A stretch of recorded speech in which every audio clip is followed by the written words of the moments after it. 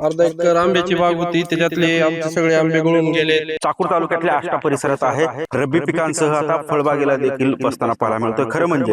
आणि आता शेतकऱ्यांच्या हाती फक्त आता निराशा उरली. हे अशा प्रकारचा सगळा आंबा जो आहे तो आंब्याची गळती झाल्याचं हे चित्र पाहायला मिळतंय. या परिसरातील इतरही फळबागांना देखील लातूर जिल्ह्यात झालेल्या अवकाळी पावसाचा फटका जो आहे तो फळबागांना देखील प्रचंड मोठा बसताना पाहायला मिळतोय. मी सध्या चाकूर तालुक्यातल्या आष्टा परिसरात आहे. जवळपास 2 एकरवरील आंबा बागेला गारपीट आणि वादळी वाऱ्याचा जो फटका आहे तो फटका बसताना पाहायला मिळतोय. प्रचंड मोठं अवकाळी पाऊस झाला आणि या अवकाळी पावसाचा फटका रब्बी पिकांसह आता फळबागेला देखील बसताना पाहायला मिळतोय. खरं म्हणजे अगदी छोटी छोटी आंबे जे आहेत ते आंबे देखील या गारपिटीने जे आहेत ते आता पडल्याचं पाहायला मिळतंय. शेतकऱ्यांचं अतोनात नुकसान जे आहे ते नुकसान झाल्याचं हे चित्र आहे. या फांदीला फक्त आता ही तौर जे आहे तौर सगळा तौर गळून गेलाय आणि आता शेतकऱ्यांच्या हाती फक्त आता निराशा उरली आहे. हे अशा प्रकारचा सगळा आंबा जो आहे तो आंब्याची गळती झाल्याचं हे चित्र पाहायला मिळतं. इथले शेतकरी आपल्यासोबत काय परिस्थिती आहे, कधी झाला पाऊस?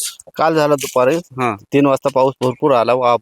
एकदमच आबाळ आलं इकडून, या पुढे इकडून आबाळ आलं ते एकदमच वारं सुटलं ना, एकदमच गडगडलं आणि जे सुरू झालं ते अतिच सुरू झालं. पाऊस कुंकड जावं काहीच कळणार झालं.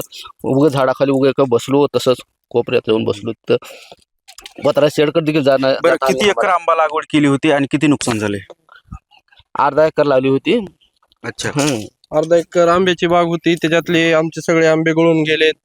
तोर गळून गेलाय, सगळं नुकसान झाले. यामध्ये काही चिक्कूची बाग होती, चिक्कूच्या बागेला बी फटका जोराचा बसलाय. एकूणच जे चित्र आहे ते गारपिटीने हे अशा प्रकारच्या आंब्यांचं नुकसान झालंय. या परिसरातील इतरही फळबागांना देखील मोठं प्रचंड नुकसान झाल्याचं हे चित्र पाहायला मिळतंय. महाराष्ट्रातील सर्व बातम्यांचे विश्वासार्ह व्यासपीठ, सकाळच्या सर्व सोशल मीडिया प्लॅटफॉर्मला लाईक, फॉलो आणि सबस्क्राईब करा. तसंच सर्व नोटिफिकेशनसाठी बेल आयकॉन प्रेस करायला विसरू नका.